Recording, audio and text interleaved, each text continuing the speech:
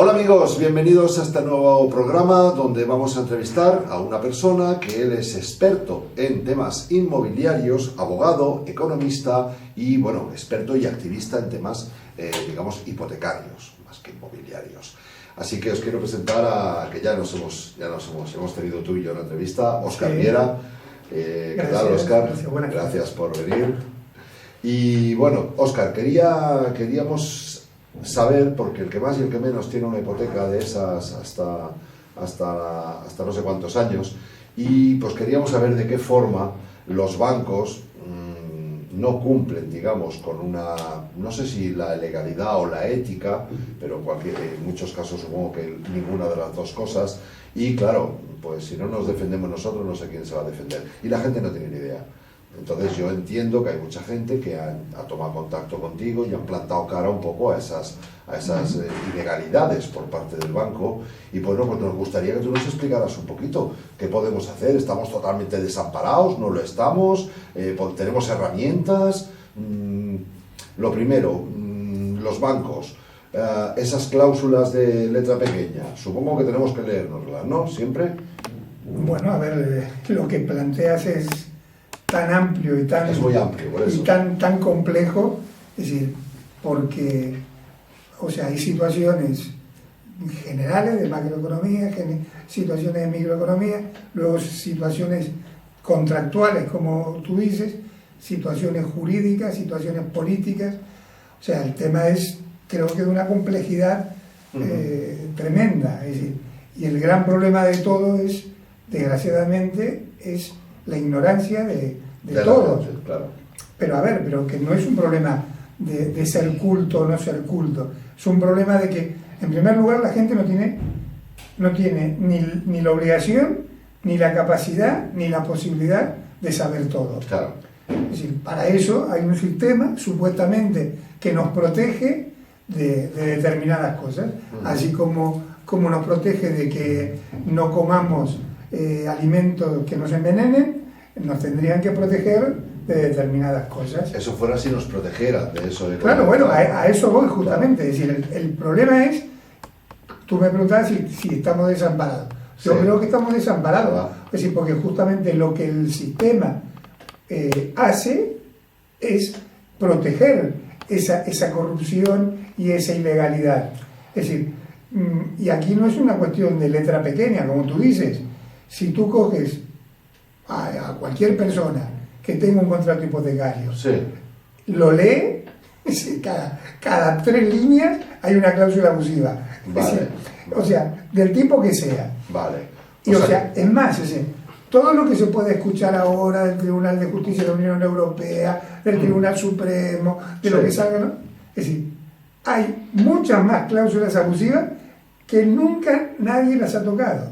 Nunca nadie las ha tocado. Ni siquiera cuando llegan a sus tribunales, ¿te refieres? No, es que nunca se han planteado, que no existen, o sea, que no se habla de ellas. Yeah. Que no se habla de ellas. Yeah. Hay muchas, es decir, lo que pasa es que, bueno, es decir, yo, como esto es una guerra o una carrera de largo aliento, es decir, la forma es ir dosificando la defensa, ¿no? Yeah. Porque, claro, es decir, porque esto realmente creo que es como todo en la vida, como hablábamos antes, es una lucha de energía.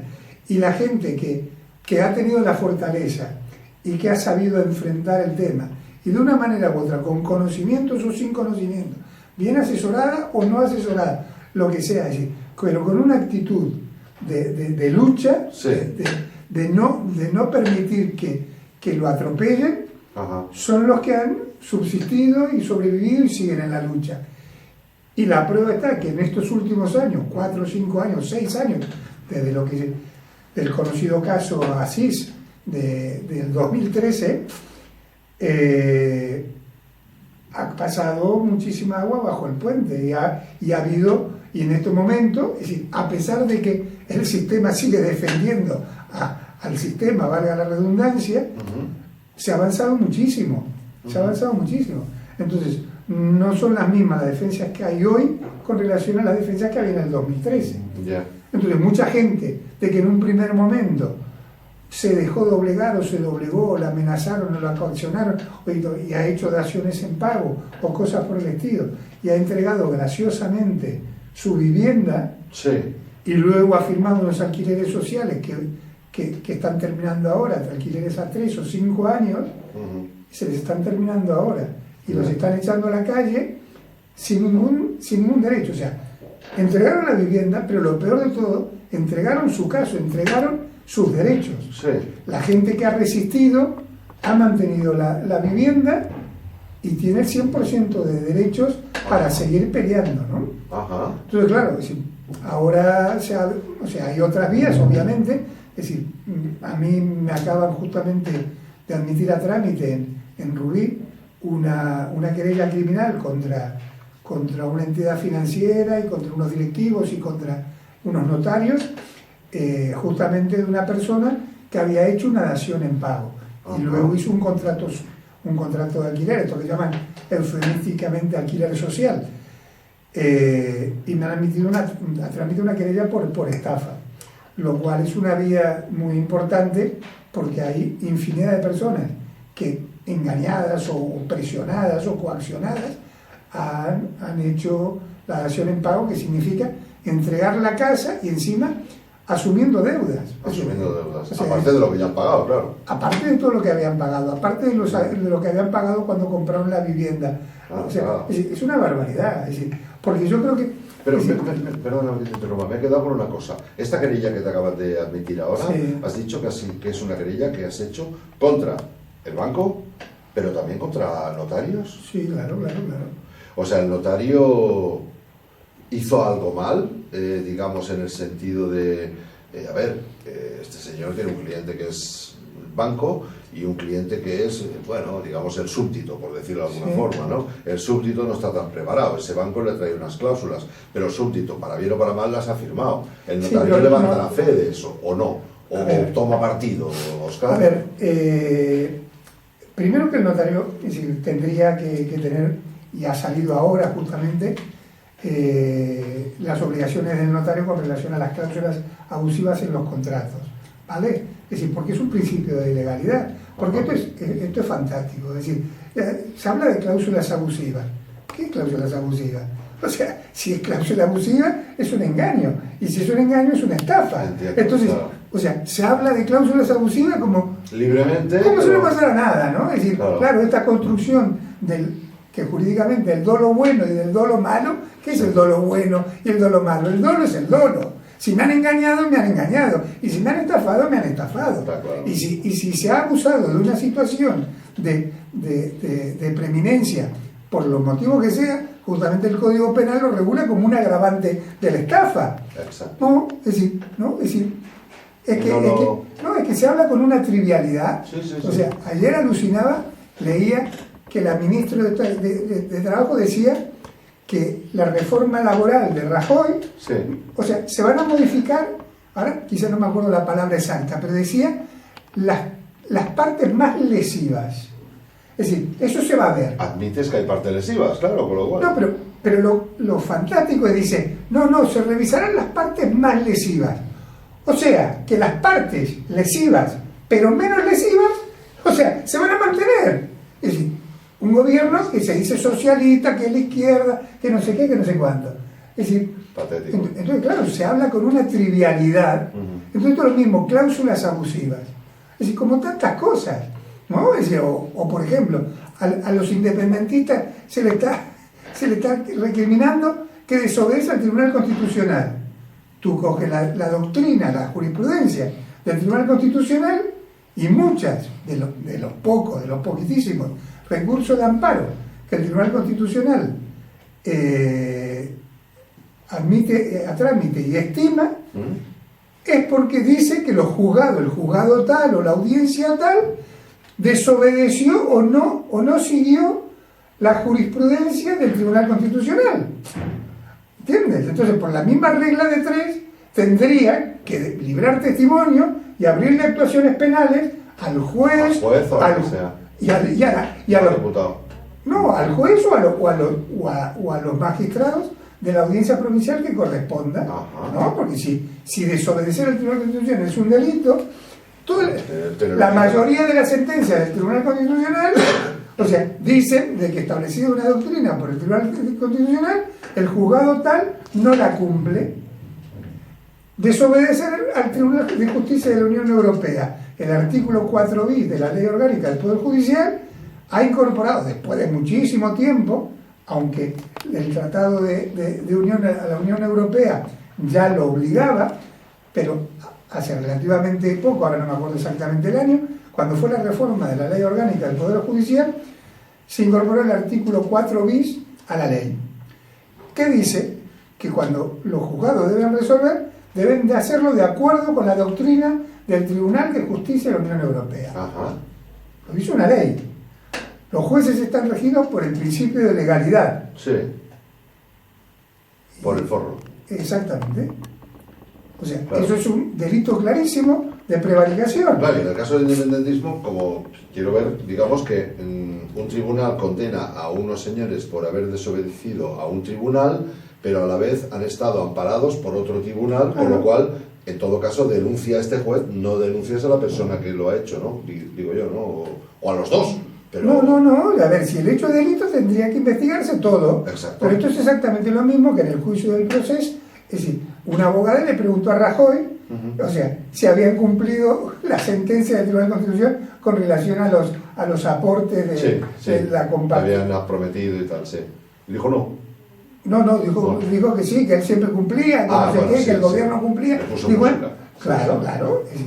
Y el presidente del tribunal, el señor Marchena, o sea, miró para otro lado.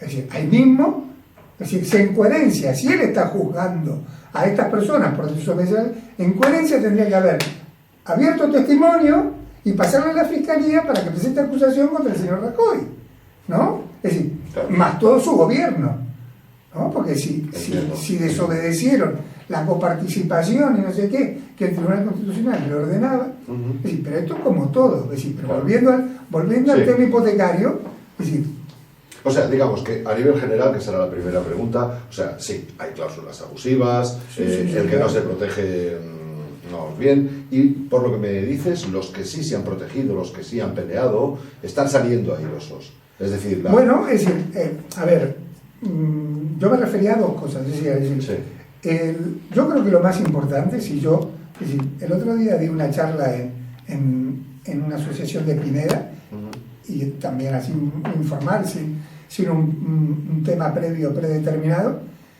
y hablaba de esto de la energía. Yo creo que la actitud de las personas, la energía, es decir, luego conseguiremos el objetivo o no lo conseguiremos. Es decir, eso es, digamos, circunstancial, porque no depende de nosotros y puede pasar infinidad de cosas. Es decir, pero la actitud es fundamental. Y esto es lo mismo que lo que hablamos también de la enfermedad. Sí. Es decir, el paciente, el enfermo, es decir, no es lo mismo la persona que dice, ¡ay, me voy a morir, me muero, no sé qué! Sí. La persona que dice, yo me voy a curar y voy a exactamente, y tal, sí. Exactamente. Entonces, las personas que se plantan en su casa, es decir, a ver, esto es una injusticia y de acá no me van a mover, y si me mueven me van a sacar con la pata para adelante, como se dice. Es decir, es una actitud totalmente diferente a la persona que se pone a llorar, que se pone a... Claro. Que entonces, se dicho desespera esto, y tal. a nivel global, vamos a ver un poco más en detalle cuáles son esas típicas cláusulas abusivas y cómo, Óscar, cuéntanos un poco cómo defendernos de ella, como por lo menos. Bueno, las cláusulas abusivas, es decir, a ver, hay muchas, de las más conocidas, es decir, por un lado fue la cláusula suelo. Que ¿Cláusula suelo? ¿Cuál era? La cláusula suelo era de que en el contrato te ponían de que iba a haber un interés, ¿vale? Es decir, o sea, yo compraba un piso. Tú comprabas un piso, no una casa, un piso. No, ¿O es lo mismo? No, tú comprabas, lo que sea, un inmueble. Para que se compra la casa es normal que el suelo te pertenece. Si no, pero el suelo no es del suelo físico, sino que es un suelo que ahora te lo explico. Sí. Es decir, tú compras un inmueble, sacas un crédito de determinada cantidad de dinero y te exigen un interés que puede ser normalmente el de Euribor más el 1%. Sí. ¿Vale? Entonces, ¿qué pasa? Es decir, te pueden decir de que el interés, muchos contratos dicen, no podrá ser superior nunca al 15%. Ajá. Entonces dice, si el interés se dispara al 15%, te cobraremos el 15%. Ajá. Eso sería el techo. Sí. Pero hay algunos contratos que te fijan un suelo y te dicen, el interés nunca podrá bajar del 3%, No por podrá ejemplo. bajar. Claro, entonces te ponen un suelo del 3 y un techo del 15. Ah, el techo también, sí. Entonces, claro, es decir, sabemos que el Euribor en este momento está negativo. Es decir, no solo que está a 1 o a 2, o sea, por debajo del 3, sino que está inclusive negativo. Ajá. Pero imaginémonos que está, no sé, al 1%. Sí.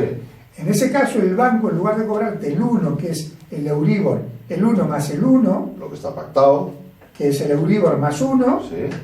te cobra el 3 más 1. ¿Por qué? Y en el contrato has firmado tú El suelo. Vale, esto es una estafa, abiertamente, y Bueno, se puede... es una cláusula se puede- abusiva. Es una cláusula abusiva. Bueno, a ver, ¿qué diferencia hay entre una cláusula abusiva y una estafa? Es decir, si yo te digo que yo soy el banco, fíjate tú, qué imaginación hay que echar, y yo te digo un 1 y luego te cobro un 3, esto no es abusivo, esto es una estafa. que no te está diciendo un 1.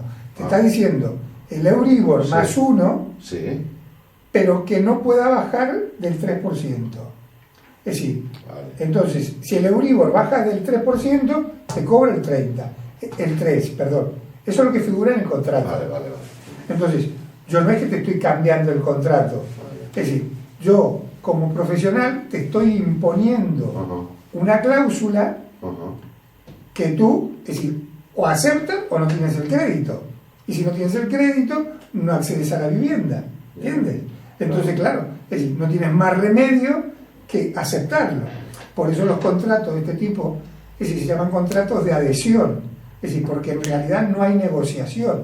Es decir, Ajá. tú te adhieres. Claro. Es decir, no es que negociamos, no, yo te digo el 3, el 1,5, no sé qué, hay una negociación, un intercambio, beneficio para ti, beneficio para mí, perjuicio para ti, perjuicio para mí. No se plantean estos términos. El banco viene y te dice, mira, pum, pum, pum, estas son mis condiciones. Mira lo Tú que hay. o lo firmas o hasta luego, Lucas. ¿Entiendes? Sí. Entonces, por eso es decir, la jurisprudencia, la doctrina lo llama contratos de adhesión. Uno se adhiere a eso. No hay una vocación negociadora. Y justamente la doctrina del Tribunal de Justicia de la Unión Europea habla de que, es decir, que la protección del consumidor es porque es la parte más débil del contrato. Claro. Entonces, ¿qué pasa? Es decir, en la cláusula suelo, es decir, te están cobrando, si por ejemplo, si correspondía el 1, te están cobrando el 3. Entonces, ese 2% Sí. el banco te lo tiene que devolver. Ajá. Porque es una cláusula abusiva. Él se ha abusado de su poder, de su fuerza en el contrato. Sí. Entonces se ha abusado de esa supremacía y te ha impuesto un abuso. Es decir, no ha sido un contrato de dos partes libres, sino un Exactamente. contrato en sentido de institución y súbdito. Ya Exactamente. está. Mira, a mí me ha pasado una cosa muy graciosa ahí comiendo. Estaba comiendo y me llaman los señores, hola, mira, para hacer un contrato de la luz y tal y cual, que se va a ahorrar usted 80 euros al mes. Digo, qué bien, pues póngale música, venga, mándeme la información si es tan amable y tal y cual. No, pero por escrito no damos nada. Claro. Oiga, vamos a ver, por escrito no me dan nada. A ver, vamos a ver. Si ustedes me están diciendo que me hacen una propuesta, yo encantado, por 80 euros menos, vamos, encantado de la vida, pero ustedes luego yo también se lo diré por oral o me van a hacer firmar el contrato. O un amigo mío que dice, oye, cada vez que yo voy al banco a dejar dinero, hago así, dejo el dinero. Y como mucho me dan un papelito. Ahora, cada vez que el banco me tiene que dar dinero a mí, notario, que sí, tal. Claro. Esto no es un juego No, de igualdad, claro, es evidente. nada, ¿no? Indudablemente. Bueno, tenemos esa cláusula. Hay algunas.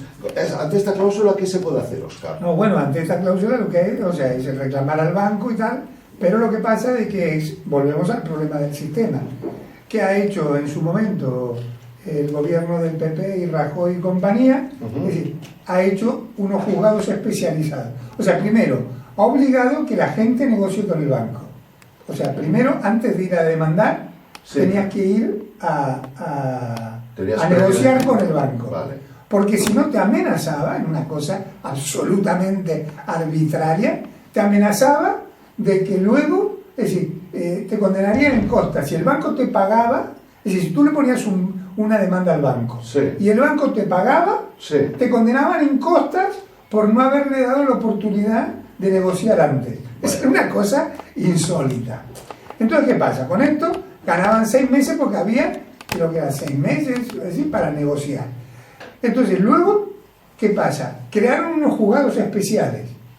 Y hay un solo juzgado por provincia, que lleva todo el tema de estas reclamaciones. Con lo cual, los juzgados... Con la de espera. Están absolutamente colapsados. Entonces, todas las causas paralizadas y los bancos, claro, obviamente, no pagan. Claro. Es decir, todo colapsado en Madrid, en Barcelona, en Girona, todo absolutamente colapsado. Es decir, años de retraso. Qué fuerte. O sea, bueno. Vale, ¿qué otras cláusulas son las que nos cuelan? Bueno, es decir, a ver, ahí no nos alcanzará el tiempo. No nos alcanzará, pero bueno, más... luego la otra que ha salido ahora, que tanta tela está cortando ahora, es la del vencimiento anticipado. Es decir, ¿qué es? El vencimiento anticipado justamente es otro abuso extraordinario, es el hecho de que la cláusula normalmente dice de que si uno, por ejemplo, hay otros motivos, pero la fundamental es que si uno deja de pagar una cuota de interés o una cuota de capital, o inclusive hay contratos que dicen una parte de una cuota de interés. Una parte. O sea que, por ejemplo, si yo pago una cuota, por decir un número, 1.000 euros, ¿vale? De esos 1.000 euros, según la altura del crédito que esté, imaginémonos que puede ser 400 de intereses y 600 de capital, por ejemplo, por decir algo. Por decir algo que a veces se invierte. Al principio es al revés, al principio pagas 950 de interés. Eso también un poco... Bueno, eso es otra cosa. Ético, vamos a decir ético, no abusivo, ¿no? No, es abusivo. Es abusivo también. Eso es el sistema francés. Es decir, es la aplicación del sistema francés de cálculo que hace un prorrateo y entonces tú al principio, por ejemplo, pagas 950 euros de intereses y 50 de capital. Y entonces al final pagas 950 de capital a los 30 años y 50 de intereses. Ya. Pero ahora te explico cómo es el tema. Es decir, cuál es el resultado estadísticamente. Entonces, ¿qué pasa?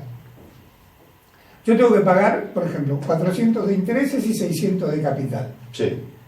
Entonces la cláusula dice que si yo dejo de pagar la cuota de 1.000 euros, sí.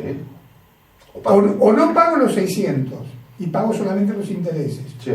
o no pago los 400, pago 300 euros de intereses en lugar de los 400, imaginémonos que el préstamo es a 30 años, 360 meses, y yo llevo pagado 10 años, 120 meses, o sea, llevo pagado, puse un anticipo para comprar la casa, o sea, imaginémonos que me compro una casa de 200.000 euros, y pongo... Compras muy barato, pero bueno. Bueno, pero supongamos un inmueble, lo que sea, 200.000 euros, ¿vale? Con gasto de escritura y todo se me va, no sé, a 250, ¿vale? Y supongamos que yo consigo aportar 100.000 euros y financio 150.000. Correcto. O sea, en la casa yo puse 100.000 euros. Exacto. Financio 150.000. Pagué 10 años. 10 años son 120 meses. Claro, habrás pagado un poco porque serán 80 euros, pero a 1.000 euros pagué 120.000 euros. Exacto. O sea, pagué 100.000 euros. Pagué 120.000 euros y entonces yo de repente de los 400 euros de intereses no pago 100 euros. ¿Vale? Entonces, me quedan 20 años. El banco, por ese incumplimiento de 100 euros, y si lo quiere llevar a una cuota de 1.000 euros, es decir, imaginémonos que no paga una cuota de 1.000 euros, da por vencido el contrato. Y entonces me reclama los 20 años que faltan, me los reclama todos juntos. Inmediatos. Entonces, claro, imaginémonos de que si yo tuve dificultades para pagar un recibo de 1.000 euros, ¿cómo voy a hacer para pagar si me quedan? Es decir, porque aparte de otra cosa, es decir, como dijimos que al principio se paga intereses, yo quizás de los 150.000 euros debo 140, por decirte algo, lo debes casi todo, o 120, porque ya los intereses ya lo han cobrado. Claro, porque los intereses son ganancias, van a su beneficio, claro. no reduce la deuda. Claro. Entonces, rebobinemos. Claro, terrible. Pagué 100.000 al principio, pagué 120.000 durante el trayecto y por no pagar 1.000 tengo que pagar 150.000 o 120.000 más intereses, más moratorias, más no sé qué, punitorios, más costas del juicio, en horario de los abogados, bla, bla, bla, bla, bla, bla, bla, bla. ¿Vale? Entonces, como eso no lo voy a poder pagar, me hacen un juicio hipotecario, me ejecutan la casa y se quedan con la casa. Entonces, 100.000 euros, 120.000 euros, la casa, pero no solo después, sino que la casa se la adjudican, antes ya era una salvajada, se la adjudicaban por el 50% del valor, ahora por el 70%, pero claro, 120.000 euros más los punitorios, más las costas, más todo, termino debiendo 200 y pico de mil euros. Como los bancos han provocado la crisis y hay una depreciación del mercado inmobiliario, mi casa se subasta por 150.000 euros. Y como se la adjudican por el 70%, es por 100.000 euros. Y como la deuda eran 200.000, voy a deber encima 100.000 euros más. No sé si se entiende. Totalmente. O sea, todo lo que has pagado, la casa la pierdes y encima... 100.000, 120.000, la casa, y luego encima me queda una mochila de 100.000 euros que el Código Civil dice que responderé con todos mis bienes presentes y futuros. Entonces, imagínate lo que es. Entonces, claro, volviendo al tema del sistema francés. Sí. Como estadísticamente saben y tienen demostrado que un porcentaje importante, un porcentaje de gente entre los 3 y los 7 años tiene problemas, porque es decir, en lo normal, es decir, en 30 años cualquier ser humano tiene un problema, se enferma, claro, se muere, lo echan del trabajo, se divorcia, es decir, no hay nada, no hay ninguna actividad, no hay, o sea, ni el narcotráfico, ni nada, es decir, que durante 30 años no tengan... Y negocios menos. Y negocios menos, y las personas, y las familias. Claro, circunstancias. Entonces, claro, es decir, en algún momento vas a tener un revalón. En cuanto tengas un revalón, si no tienes alguien que te proteja del grupo familiar, que te apoye, algún amigo o algo, sí, te devoran. O sea, y ¿Esto es evitable? A ver. Una vez ya, imagínate que viene un señor y te dice, mira, me ha pasado eso que vi hoy tú en tu vídeo, me ha pasado a mí. ¿Qué puedo hacer? Bueno, entonces, ¿qué pasa? Es decir, hay que ver en la situación que está, porque cada caso es un mundo, ¿entiendes?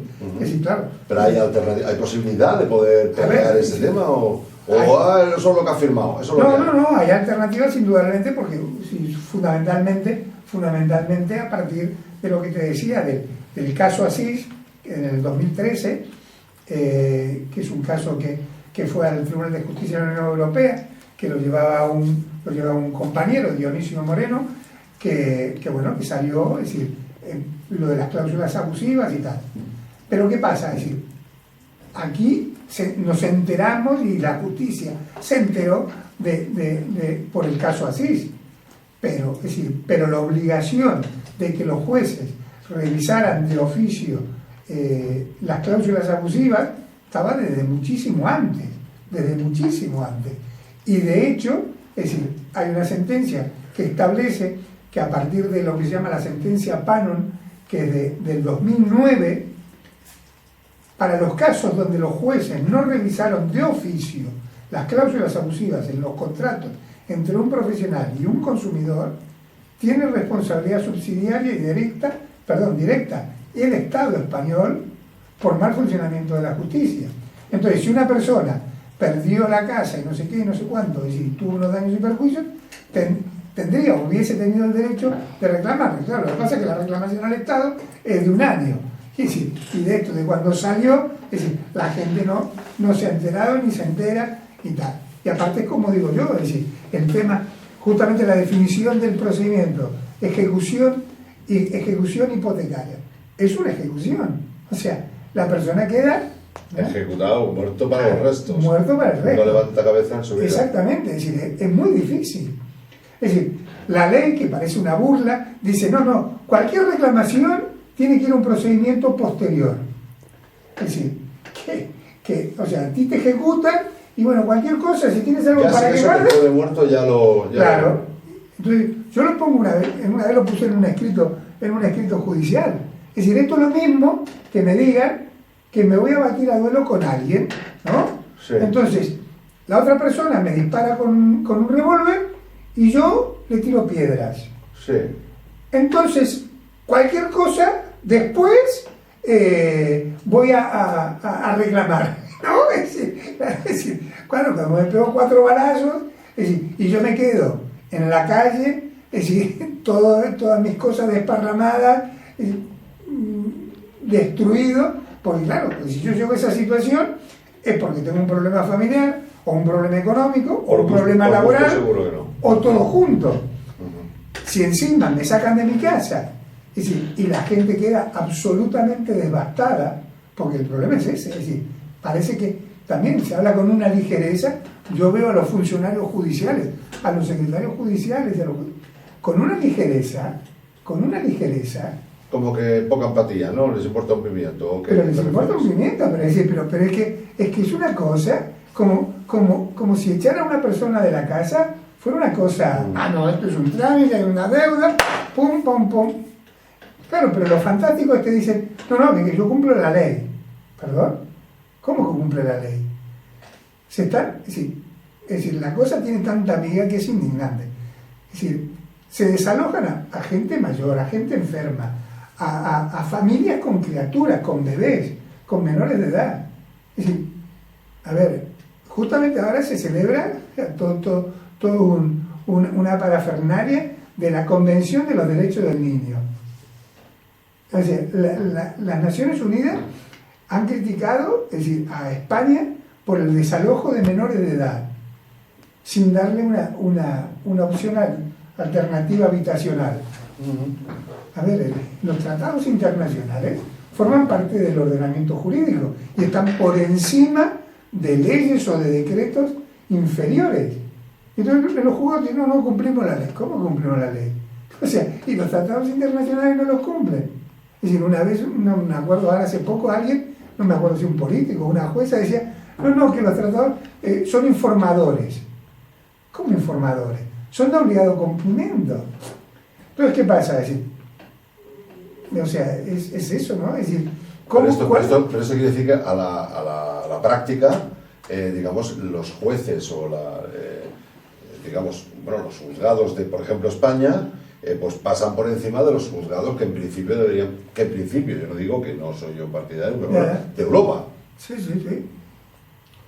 Sí, es así. Bueno, pues es cuando, por otra parte, cuando algo dice Europa parece que sea palabra santa, o sea, todo el mundo tiene que subyugarse a eso. Bueno, sin embargo, en esto no. Bueno, está claro que no es en la defensa de los ciudadanos, sino en la defensa de lo que pasa es que, a ver, el tema jurídico y judicial, o sea, es un tema complejo, y como todo es opinable y todo es interpretable, es decir, claro, es decir, podemos agarrar cualquier tema y yo te podría dar 3 respuestas absolutamente enfrentadas y las 3 serían ajustadas a derecho, en principio. Entonces el problema lo tenemos ahí metido, en el derecho. Claro, a ver, lo que pasa de que, ¿qué pasa?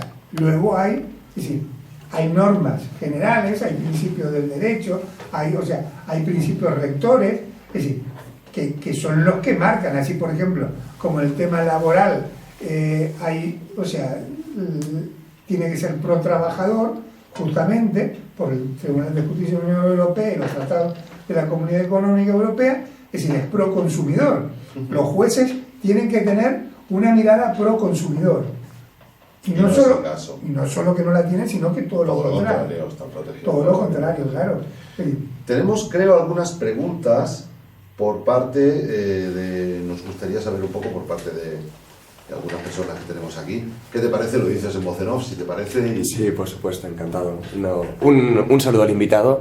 Supongo que es una duda que tenemos todos, ¿no? ¿Cómo puede ser que aquí los españoles hayamos interferido muchísimo en el rescate a la banca? Y luego también si realmente los bancos tienen la capacidad legal, incluso en su propio ordenamiento, de poder ejecutar ¿no? ese tipo de procedimientos hipotecarios, si realmente la titularidad les pertenece a ellos, ha habido algún cambio precisamente aprovechando la crisis. Es un poquito unas cuantas preguntas. Vale, son dos, bueno, disculpe el atraco, muchísimas gracias al invitado. Digamos, rescate, por una parte, si tienen potestad, no, esa era la pregunta, ¿no? Sí. Potestad para hacer eso, potestad no es el caso. O sea, ¿el santo de qué? Tenemos Legitimidad. Legitimidad, ¿no? Y por otra parte, pues... No, a ver, son varias cosas. O sea, en primer lugar, es decir, lo que pasa que en definitiva, es decir, lo que no hemos hablado, que yo creo que es la madre del problema y el que me conoce o me ha seguido de otros vídeos sabe mi postura, que el problema en sí es el sistema monetario. Es decir, el sistema monetario, cómo funciona, es decir, es el que provoca todas estas disfunciones. ¿Por qué? Es decir, porque brevemente el sistema monetario está constituido por lo que es la base monetaria y la oferta monetaria. La base monetaria es lo que conocemos como dinero físico, sí, el papel y las monedas. Pero ese papel y esa moneda es nada, es decir, dicen el 3%, pero ya es menos del 3% de todo el movimiento financiero del mundo. Es decir, el otro 97, 98, 99% es todo la timba financiera de los bancos. Hablas de bolsa, hablas de todo, es decir, todo lo que se llaman derivados y todo tipo de productos financieros y los créditos hipotecarios y tal. Es decir, no somos conscientes, es decir, pero cuando nosotros firmamos una hipoteca, le estamos dando la facultad al banco de inventarse el dinero. Y te lo explico muy sucintamente. Es decir, y lo vas a comprender muy fácil. Imaginémonos de que yo acá firmo un cheque de 1.000 euros, sí, y te doy un cheque. Tú no me diste nada hasta ahora. Tú no me diste nada. Yo te doy un cheque de 1.000 euros. Y ese cheque confiamos que yo lo voy a pagar. Sí. Y lo garantizo con todos mis bienes futuros, presentes y futuros. ¿Vale? Es disponible no pagarlo. O sea, ¿vale? Sí, entonces, sí. ¿Tú eres más rico o eres menos rico? Yo con esos 1.000 euros. Claro, yo te acabo de dar un cheque. En teoría soy más rico, ¿no? Exacto. Sí. Es decir, tú has incorporado a tu patrimonio, sí, 1.000 euros. Sí. Pues esto es lo mismo que hace el banco. Nos lleva al notario, vamos al notario y firmamos una hipoteca. 200.000 euros. Es decir, sí, si quieres, 300.000. Nos compramos una casa más cara. Venga, sí, en mercado. En Barcelona, que son. En Barcelona, vale. Son más de 300 que de 200. Sí. Exacto, bueno. Firmamos una hipoteca. Sí. Hasta ese momento, el banco no me dio nada. Ajá. No me dio nada. Entonces yo le di una hipoteca. Esa hipoteca es un título valor. Sí. Es un título valor. 300.000 euros, sí. Entonces, el banco, sí, es 300.000 euros más rico. ¿Entiendes? Porque con esa hipoteca la puede ir a vender y le van a dar, vale. 300.000 euros o 280, o sea, 80.000 euros o lo que sea, pero decir, y no me dio nada. No me dio nada. Entonces, ¿qué pasa? Una vez que tengo ese título valor, yo banco, tengo ese título valor, lo pongo en mi activo, lo patrimonializo. ¿Vale? ¿Me sigues? Sí, estaba pensando en esto que has dicho porque, la reflexión iba un poco más allá. Es decir, ese banco te ha dado... No, el banco no te ha dado nada. No, el banco le ha dado al que te ha vendido la casa, le ha dado el dinero. No, pero todavía no te ha dado nada.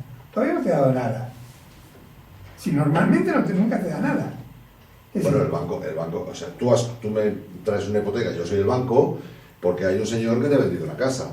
Entonces yo lo que hago es pagarle a este señor... Sí, pero el banco, como dijiste antes, el banco no larga un duro hasta que tú no firmas. Eso está claro. Bueno, entonces, cuando yo firmo, sí, el banco no te ha dado nada. Ni a ti, ni al de la casa, ni a nadie. Bueno, de momento no. Ni al apuntador le ha dado 1 euro. Ajá. A nadie le ha dado nada. Tú le has dado un título valor. ¿Entiendes? Sí, es como si yo te diera el cheque. Yo te doy el cheque de 1.000 euros. Sí. El ¿vale? cheque ya es mío, ya soy 1.000 euros más rico. ¿Vale? Entonces tú eso lo patrimonializas en tu activo. En tu balance, tú eres 300.000 euros más rico. Sí. Entonces, como tienes un activo de 300.000 euros, puedes inventarte un pasivo de 300.000 euros. Más, ¿no? Creo que era más de lo que dejaban, ¿no? ¿O qué? No. Ah, no, te refieres ahora a otra Es cosa. otra Sí, cosa. Sí, eso. ¿Entiendes? Sí. Tú has ingresado en tu activo el título valor. Sí. Y en tu pasivo, o sea, te inventas 300.000 y me los prestas. Pero es un apunte bancario que se respalda en el título valor que yo he firmado. Sí. Si yo no hubiese, o sea, es decir, si el súbdito, como tú dices, no firma la hipoteca, Sí. el banco no se puede inventar el crédito y no se puede inventar el dinero. ¿Entiendes? Claro. No, yo me refería cuando alguien lleva dinero al banco, Óscar, Sí. que llevas 1.000 euros y que ese banco, por esos 1.000 euros que tú le has dado, él puede fabricar, que ya lo has dicho antes también, 10.000. Sí. Creo que es 90% más. Sí, menos el encaje fraccionario, tú te referías a eso. Sí, con lo cual esa es otra también. Esa es otra que Sí, también claro, tiene guasa, ¿no? Pero bueno, pero es lo mismo, es decir, o sea, lo que yo estoy diciendo es lo que está haciendo. Lo que pasa de que el problema, lo que la gente dice, o los defensores del sistema dicen, no, claro, es decir, vale, el banco se lo inventa el dinero, pero luego te terminan dando el dinero, luego le terminan pagando al de la casa, ¿no? Es decir, al que tú le compraste la casa. Solo faltaría. No, pero es importante. ¿Por qué? Porque el tema es que el banco, es decir, hay dos situaciones. En primer lugar, es decir, el dinero prácticamente nunca sale del circuito. Porque si yo firmo la hipoteca con un banco y el banco le paga el dinero al banco del dueño de la casa que me la vendió, ¿entiendes? Entonces, por ejemplo, imaginémonos que yo contrato la hipoteca con el banco A. Sí. Y le compro a un señor la casa que tiene cuenta en el banco B. Claro. Entonces, el banco A Sí. le pasa los 300.000 euros al banco B. Sí. ¿Vale? Entonces, ¿qué pasa? En ese mismo momento, otras dos personas, un señor que tiene cuenta en el banco B, le compra una casa a un señor que tiene cuenta en el banco A. Con lo cual cambian cromos. Entonces, ¿qué pasa? Es decir, el banco A Sí. le ingresa también informáticamente, el banco B, perdón, le pasa al banco A 300.000 euros. O sea, una operación en la para allí, otra operación. A la noche se junta el director del banco A con el director del banco B a tomar un whisky, ¿no? Y hacer el clearing bancario. Y dice, hostia, amigo del banco B, ¿qué te debo? 300.000 euros. Vale, muy bien. ¿Y yo qué te debo a ti? 300.000 euros. Se miran y dicen, ¿tienes más hielo o no? O sea, ¿no? Claro, es decir, Muy bueno. claro, pero ¿cuál es el detalle? ¿Cuál es el detalle? Que no han movido ni una moneda, Exacto. Ha sido un apunte bancario de aquí a aquí, pero los dos tienen dos súbditos que le van a estar pagando 1.000 euros cada mes, y de los cuales, como dijimos, 950 al principio van a ser pura ganancia de intereses parasitarios Sí. y ficticios. ¿Entiendes? Bueno, y luego hay otra, creo, no sé, igual es casi lo mismo, ¿no? O sea, tú me pagas a mí o sea, tú sacas un dinero del banco, el banco te da un dinero a ti para que me lo des a mí para comprar la casa, Sí. pero yo cuando recibo tu dinero, ¿qué hago con ese dinero? Lo meto en el banco. Claro. O sea, que El o sea, circuito- no lo voy a tener en casa 300.000, ¿no? O sea, pues... Bueno, pero por eso justamente, Sí. justamente. Entonces, ¿qué pasa? Bueno, entonces, y esto se... Pero bueno, Sí, pero sí. luego hay otra opción. Sí. Es decir, imaginémonos que tú dices, no, yo voy a quitar el efectivo Del banco. del banco. Sí. O sea, a mí me dieron 300.000 euros, yo quiero los 300.000 euros en efectivo. Sí. En primer lugar, hay que avisar al banco porque el banco no lo tiene. Es decir, Ajá. ¿sabes? Es decir, si para retirar 5.000 euros, oh no, avísame el día anterior, no sé Sí, qué. bueno. Es Sí, porque sí. no tienen una moneda. Es porque no tienen. No tienen claro. una moneda, ¿entiendes? Es decir, yo siempre digo, hay que ir al banco y decirle, mira, retiro 5.000 euros. No, me tienes que avisar. Ah, no, señor notario, tome nota de que el banco no tiene dinero. Así, y automáticamente pedirle la quiebra. ¿No? Porque si yo voy y ellos tienen una obligación inmediata de devolverme el dinero y cuando voy a pedírselo me dice que lo tengo que avisar porque no tiene dinero. Exacto. Acta notarial, ¿no? Es decir, acta notarial y pedir la quiebra del banco. Si eso se hace en toda España simultáneamente en 100 sucursales de la misma entidad, con 100 actas notariales, donde diga que presentado el notario, el banco se niega a devolver el dinero porque no tiene efectivo, o sea... Pero no hay una ley que no puedes tocar más de no sé cuánto dinero en efectivo. O sea, yo puedo ir al banco si tengo 100.000 y decir, claro. mis 100.000, hoy. ¿Por qué no? Pues porque el banco dirá, hay una ley que dice que a mí me permite, porque usted cuando firmó la letra pequeña, pues decía que usted me lo tenía que avisar con 15 días de antelación. Así que fíjese, hasta dentro de 15 días, hasta luego. Y el notario dice, pues tiene razón este señor, no te firmará. Pues volvemos a lo mismo, yo no sé si lo dice... No, es una hipótesis. No, si lo dice como letra pequeña, es una cláusula abusiva. Ellos tienen la obligación de devolverlo. Porque bueno, ese es otro tema. Porque en principio el dinero es mío. Es decir, pero lo fantástico es que, según la Sala Civil del Tribunal Supremo, es decir, cuando uno ingresa en una cuenta corriente, sí, el 99,99% de los españoles y de los europeos, y me imagino que de los ciudadanos de todo el mundo, pensarán que el dinero en la cuenta corriente es suyo. Sí, ¿no? Pues no. ¿Has cedido ese dinero? Es decir, según la jurisprudencia del Tribunal Supremo, de la Sala Civil, en el momento que tú ingresas el dinero en cuenta corriente, le estás haciendo un préstamo al banco. Ajá. Y entonces el banco tiene solamente la obligación de devolverte lo que los romanos decían el tantunden. El tantunden es misma cantidad, misma calidad. O sea, si yo pongo en un banco, en cuenta corriente, no en plazo fijo, cuenta corriente, 100 euros, el banco tiene la obligación de devolverme la misma cantidad, 100, y la misma calidad, euros. Entonces, si el banco me devuelve 100 euros, ya está cubierto. Pero tiene la obligación de devolverme ese tantunden. Pero ¿qué pasa?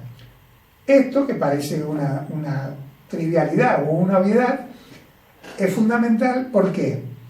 Porque de ahí han construido, es decir, una perversa interpretación jurídica de decir que entonces es un depósito irregular. Es decir, vamos a ver, si yo me voy a una cochera, ¿no?, a un garaje, con mi coche, y lo dejo en estadía, ¿vale? Sí.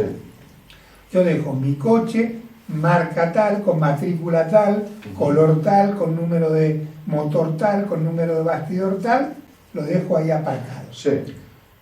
Yo vuelvo a las 2 horas.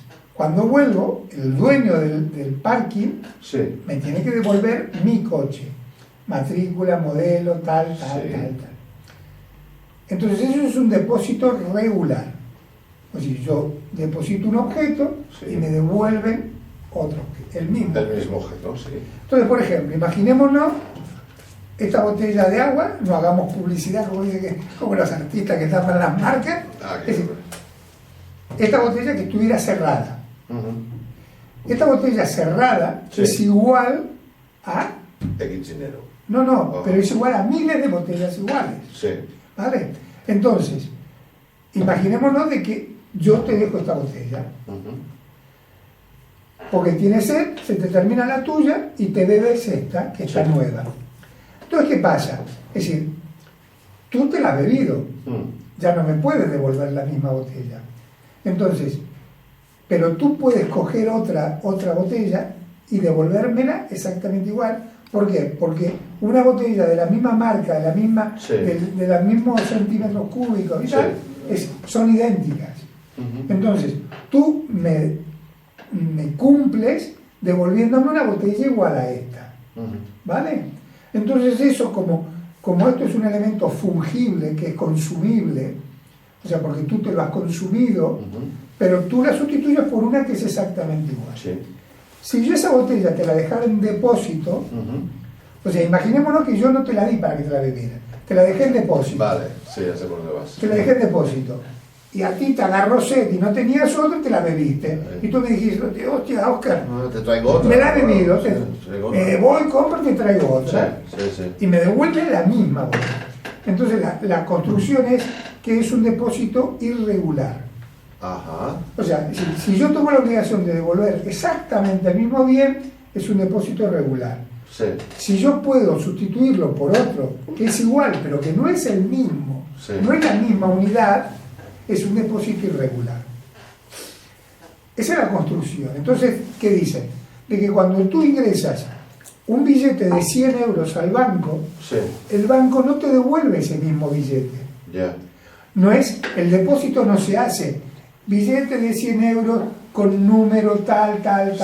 Sí. Es decir, no te devuelve el mismo billete. Sí, entiendo. Te devuelve otro billete de 100 euros, o te devuelve 2 billetes de 50, o te devuelve 5 de 20, o te devuelve 10 de 10, o las combinaciones que se te ocurran. Sí. Entonces, ¿qué pasa? Es decir, el depósito es irregular.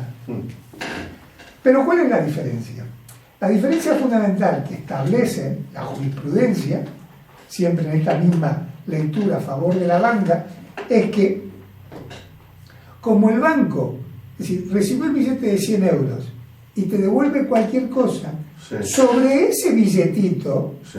actuó como dueño, Ajá. porque con ese billete de 100 euros que tú le diste, Lo usó. hizo lo que Ajá, quiera. sí. Y entonces él actuó como dueño. Sí.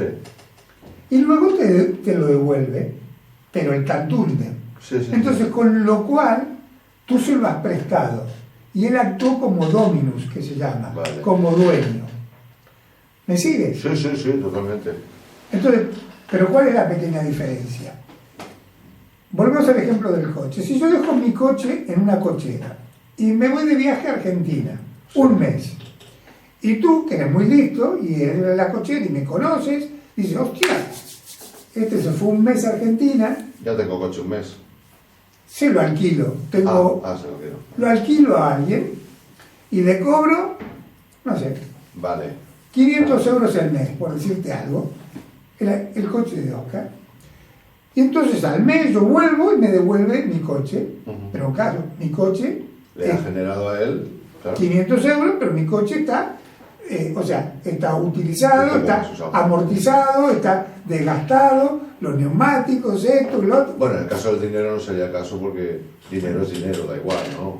Bueno, pero vale, Pero el concepto está claro, sí. Pero el hombre cobró 500 euros, ¿vale? Entonces, yo me entero y le digo, tío, ¿qué has hecho? Has alquilado mi coche. ¿Cuál es la obligación del dueño del garaje? El dueño del garaje me tiene que dar los 500 euros a mí, porque el bien es mío. Era tuyo. Entonces yo a lo sumo le puedo dar, o él me puede reclamar, una comisión. Es decir, mira, tío, es decir, te he hecho ganar 500 euros que tú te ibas de viaje. Correcto. Es decir, dame por lo menos el 20%, Sí. dame 100 euros. Sí. Eso es una cosa. Pero el capital, la renta, es mía. Debería ser tuya, claro. Eso porque es un depósito regular. Pero se ha construido que en el depósito irregular, como el banco actúa como dominus, no tiene que rendir cuenta de nada. Entonces, todo el interés y todos los beneficios que saca con tu dinero Sí. es para él. ¿Entiendes? Sí, totalmente. Entonces, ¿qué pasa? Volvemos al ejemplo del crédito. Imaginémonos que yo saco el crédito hipotecario y que digo, quiero el efectivo. Cuando yo vaya al banco, al día siguiente o a los 2 días, después de avisar y que venga el camión de caudales con todo el dinero, me dan los 300.000 euros. Sí. Esos 300.000 euros no son del banco. O sea, son de todos los cuentacorrentistas que le está usando el efectivo. Claro. Pero es que yo, si por ejemplo, yo tenía en mi cuenta corriente en ese momento 10.000 euros, va a usar mi dinero para darme mi crédito. Es decir, me va a utilizar los 10.000 euros en efectivo de mi cuenta para darme parte de los 300.000 euros de la hipoteca por la cual yo le estoy pagando intereses. Y como se lo pidas, pues vas a tener que rescatar a los bancos porque resulta que no tienen dinero para pagar todo el dinero con el que le están jugando. Claro. Y que han ganado mucho dinero. Pero bueno, pero aparte esto del rescate, o sea, tiene miga porque justamente ha salido ahora. Es decir, el rescate que dicen 60.000, que seguramente es muchísimo más. Hay gente que habla de 210.000 millones de euros. Pero independientemente de eso, el tema es que A los bancos se lo han rescatado con dinero público. No lo devuelven. No lo han devuelto ni lo van a devolver. Pero en paralelo, los bancos compran deuda pública española y han ganado de intereses. O sea, vamos a ver si nos entendemos. El Estado español le ha pagado a los bancos de intereses por deuda pública importes superiores al rescate. Es decir, una cosa de locos. No sé si ¿se entiende? Bueno, entonces, lo digo porque nos quedamos casi sin tiempo. Entonces, en esta perspectiva que has visto y otras que tenemos por ahí, los bancos les queda poquito. Ayer hablé con un señor que estaba en un pueblo muy pequeño. Ajá. Y que el alcalde ha obligado a ese señor del banco a que no se vaya de allí, que deja a la gente del pueblo sin bancos, sin cambios y tal. Y aquí en Barcelona pues están viendo, te cierran el gran banco que había allí y bueno, te ponen una oficina minimalista ahí con un salón que parece un salón de té. Yo el otro día vi a una señora muy enfadada diciendo, pero bueno, ¿cómo que no puedo venir aquí a poner un dinero aquí? No, es que no hay caja. ¿Pero esto qué es? Mi banco toda la vida, la Caixa de toda la vida. ¿Y dónde vengo yo? No, eso por internet. La pobre señora estaba agobiadísima. ¿Los bancos se van al traste?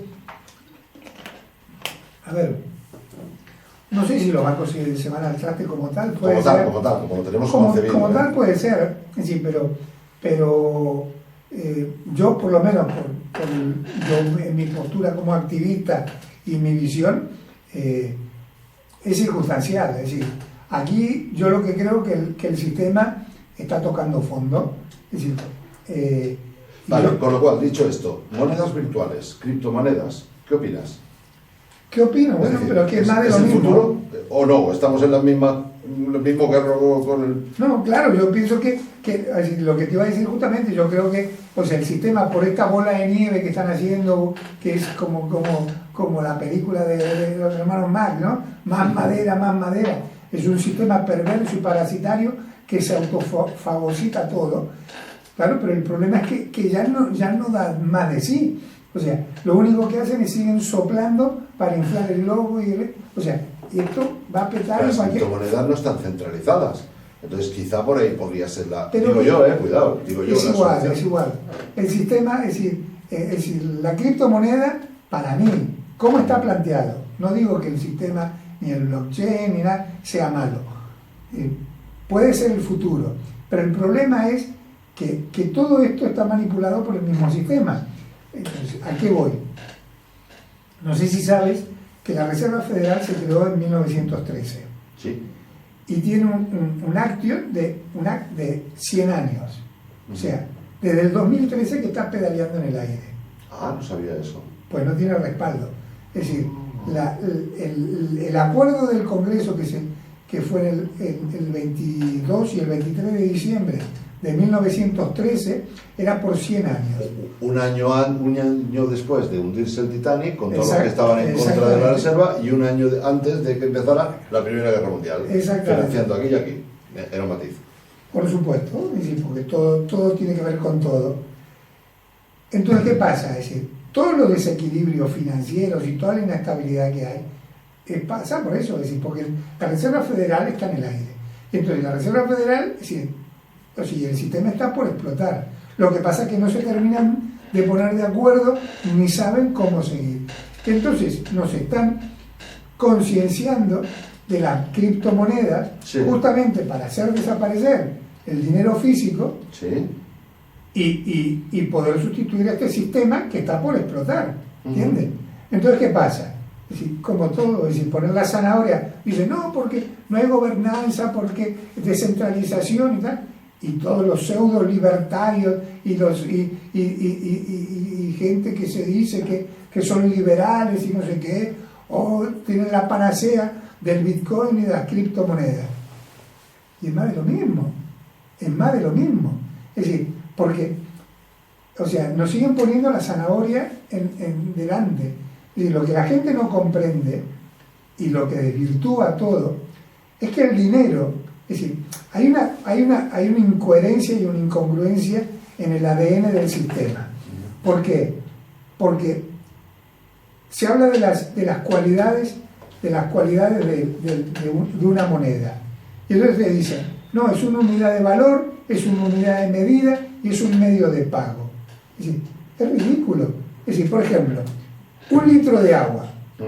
Un litro de agua puede valer hoy 1 litro, mañana 1 litro 10, mañana 80 mililitros.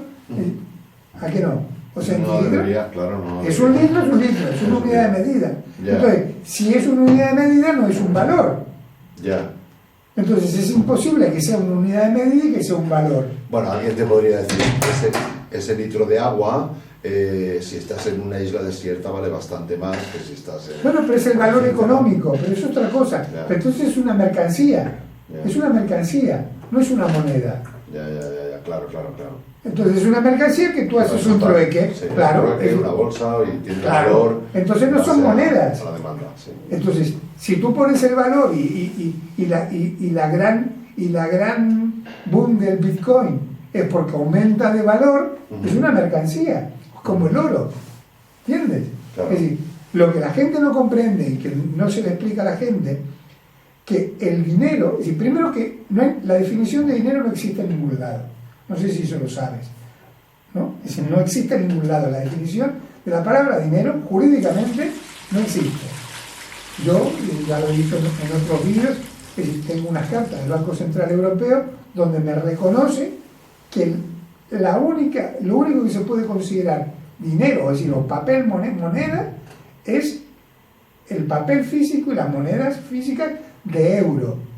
Es decir, pero no existe definición de legal de dinero. Cuando se habla de la palabra dinero es un eufemismo, es una utilización de una palabra, pero que no tiene definición legal. Y ese vacío legal justamente es para dar lugar a la confusión y para que entre cualquier cosa. Por lo tanto, todos los contratos, y en contratos hipotecarios hay muchos, donde figura la palabra dinero, no se sabe qué es.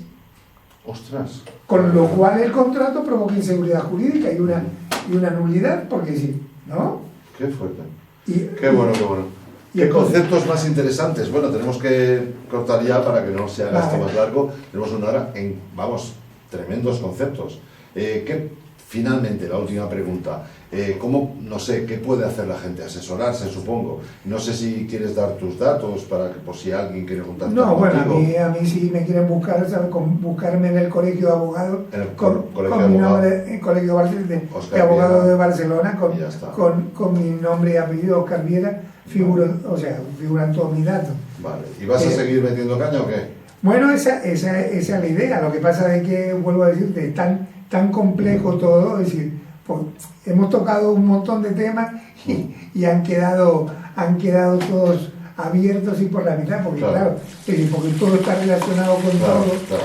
Y entonces, para cerrarte, cláusulas abusivas hay muchísimas, ¿no? Sí. De intereses, de cálculo de la forma de los intereses, ¿sabes? Eso de los 365 días, 360, te hacen la fórmula de 360 y te roban 5 días, porque el año tiene 365. Es decir, unas miserabilidades, pero que son euritos, pero claro, multiplícalo por miles y miles de dinero y por miles y miles de hipotecas, son millones. Así todo, es decir, y aparte te digo, es decir, el problema es que a pesar de todos los avances, cada avance que hemos dado como activistas, han pasado 2 cosas. O que los jueces miran para otro lado, o que el legislador ha legislado modificando las cosas para cerrar la brecha que hemos abierto. Es decir, y esto ha pasado, por ejemplo, con la titulización de créditos hipotecarios, que no hemos hablado, que era el punto que quedaba pendiente cuando me han preguntado de la cesión de los créditos, que es la titulización de créditos hipotecarios, donde el banco deja de ser el acreedor hipotecario. Porque lo ha vendido, ¿no? Lo ha vendido a un fondo, pero siguen ejecutando en los juzgados los créditos que ya no les pertenecen. Porque no se presenta el propietario real, en principio, ¿no?